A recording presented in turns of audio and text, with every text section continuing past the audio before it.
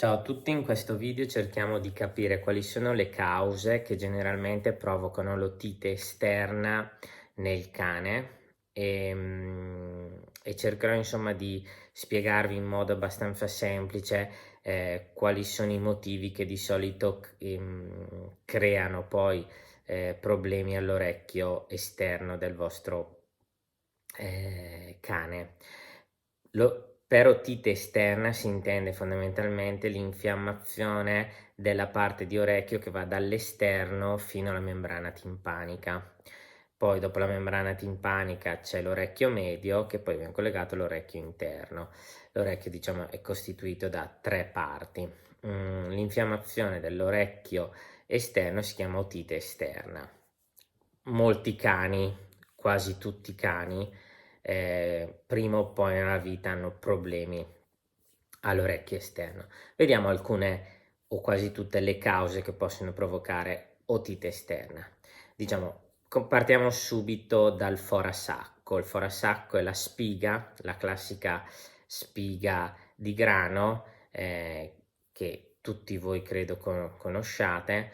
Generalmente il cane va nel campo, nell'aiuola, si rotola e niente, la spiga entra nell'orecchio e finisce a livello di canale auricolare esterno, lì rimane, ovviamente provoca fastidio, dolore, se questa spiga non viene rimossa poi macera e può provocare ovviamente un'otite esterna, quindi può essere una causa di otite esterna.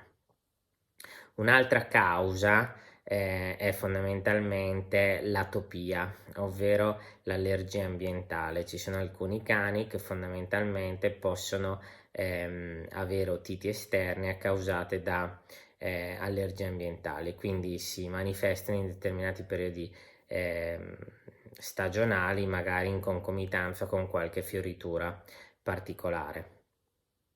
Questa atopia in genere crea un'otite esterna e molto spesso su questa otite esterna c'è una sovrappopolazione o di malassezia, che è un lievito che vive sul cane, oppure se in una fase successiva anche di una sovrappopolazione batterica, perché i batteri trovano le condizioni ideali e quindi abbiamo anche un'otite batterica. Altra causa è l'allergia alimentare, anche questa è una forma di allergia ed è legata al cibo. Molto spesso i cani che si alimentano in maniera disordinata possono avere un'otite esterna che fondamentalmente anche questa può essere poi complicata dalla malassezia o da dei batteri, quindi è molto importante curare l'alimentazione, non dare pane, pasta extra, perché molto spesso è una delle cause che possono poi provocare l'otite esterna. Altra causa di otite esterna abbastanza comune è magari andate a farvi una passeggiata al lago, magari andate a farvi una giornata al mare, una passeggiata magari vicino al fiume, il cane fa il suo bel bagno oppure banalmente lavate il cane ed entra dell'acqua all'interno del condotto uditivo, quell'acqua lì rimane, crea le condizioni ideali per lo sviluppo, per la sovracrescita di malassezze, quindi può essere una causa di otite esterna. Un'altra causa di otite esterna è per esempio una patologia ormonale come l'ipotiroidismo. L'ipotiroidismo può dare otite esterna.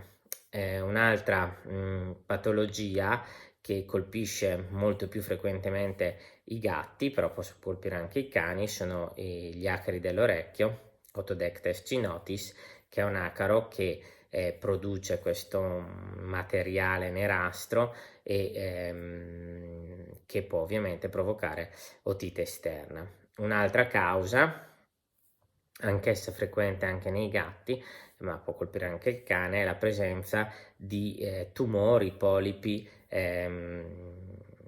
del condotto uditivo esterno, e quindi il polipo fondamentalmente poi permette una sovracrescita sempre di batteri di malassezia, oppure può sanguinare, quindi anche presenza di sangue. Generalmente l'otite esterna perché è importante non sottovalutarla e curarla immediatamente, perché voi dovete sapere che in una prima fase l'otite esterna è curabile,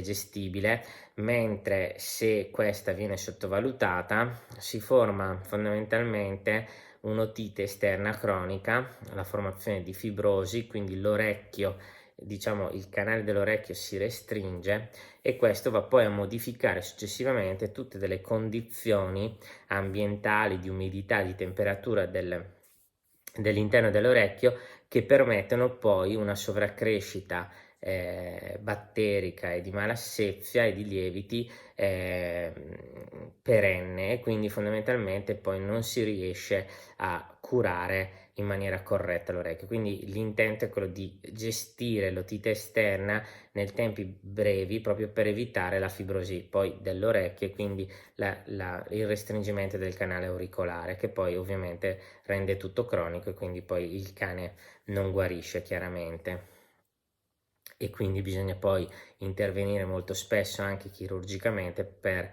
far diciamo far sentire meno male il cane, perché ovviamente l'orecchio è molto doloroso quando è infiammato. Spero che questo video vi sia piaciuto e ci vediamo al prossimo video.